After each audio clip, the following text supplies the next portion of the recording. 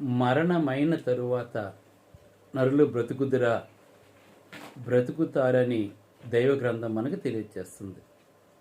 ఎందుకంటే మత్తయి సువార్త 17వ అధ్యాయం మొదటి నుంచి కనుక మనం చూసినట్లయితే అక్కడ ప్రభువైన యేసుక్రీస్తు వారు రూపాంతరపు చెందారు.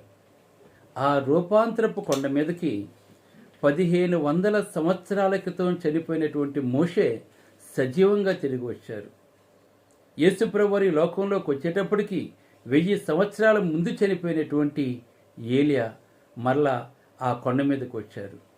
ఏలియా విషయం చూసినట్లే ఏలియా మన వంటి మనుషుడే అని అక్కడ యాకోబు పత్రికలో రాయబడింది. కనుక వారు 1500 సంవత్సరాల క్రితం చనిపోయిన వ్యక్తి మరలా వచ్చారు అంటే, 1000 సంవత్సరాల క్రితం చనిపోయిన వ్యక్తి మరలా వచ్చారు అంటే వారు సజీవులే కదా. కనుక దేవునిలో ఉంటే మనం సజీవులుగా ఉంటాం. మనం